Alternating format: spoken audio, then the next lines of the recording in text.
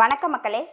2 டேஸ்க்கு முன்னாடி பார்த்தீங்கன்னா கிருஷ்ணகிரியில் ஒரு சம்பவம் நடந்திருக்கு. இது எந்த ஒரு தமிழ் நியூஸ் சேனல்லையுமே வரல. நான் இன்றைக்கி சர்ச் பண்ணி பார்த்தேன். அதை பற்றி ஒரு தமிழ் நியூஸ் சேனலில் கூட இதை பற்றின நியூஸ் ரிலீஸ் ஆகலை. ஏன் அப்படின்னா அவங்களுக்கெல்லாம் விஜய், டிவிகே தலைவர் விஜய் அவர்கள் மனைவி சங்கீதா இவர்களுக்கிடையே உள்ள டிவோர்ஸ் கேஸை பற்றி பேச மட்டும்தான் அவங்களுக்கு டைம் இருக்குது. ஒருவேளை அதை மறைக்கத்தான் இதை பற்றி பேசுகிறாங்களா என்னன்னு தெரியல. 2 to 2.5 வயசு ஒரு பெண் குழந்தை, அந்த பெண் குழந்தைய பாலியல் வன்கொடுமை பண்ணி கொண்டிருக்காங்க. ஓகேவா? இதை பற்றி யோசிக்கும்போது ஒரு பெண் குழந்தையோட அம்மாவாக மனசு அவ்வளோ வலிக்குது.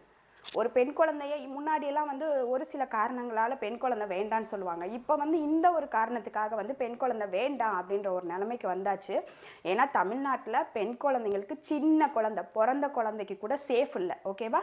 பெற்றவங்களாகி நம்ம தான் நம்மளோட குழந்தைய பத்திரமா பார்த்துக்கணும். ஒரு பெண் குழந்தைய பெற்றவங்களும் உங்களோட குழந்தைய நீங்கள் பார்த்துக்கோங்க. பிற்காலத்தில் சம்பாரிச்சுக்கலாம், பணம் தேவை தான், நான் இல்லைன்னு சொல்லலை. குழந்தைங்கள பார்த்துக்கிறதா நமக்கு முதல் கடமை. பணம் முக்கியம்தான். நான் இன்ன வரைக்கும் என் குழந்தைக்கு 5.5 வயசு ஆகுது. இன்ன வரைக்கும் நான் என் குழந்தைக்காக நான் வேலைக்கு போகலை. ஓகேவா?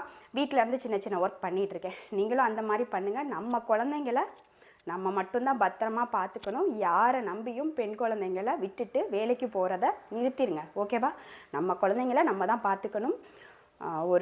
பெண்களுக்கும் பெண் பிள்ளைகளுக்கும் பாதுகாப்பில்லாத மாநிலம் முதலிடம் பிடிக்கும்னா அது நம்ம தமிழ்நாடு தான். ஓகேவா? நம்ம குழந்தைங்கள நம்ம தான் பார்த்துக்கணும். பத்திரமா பார்த்துக்கோங்க உங்கள் பெண் குழந்தை.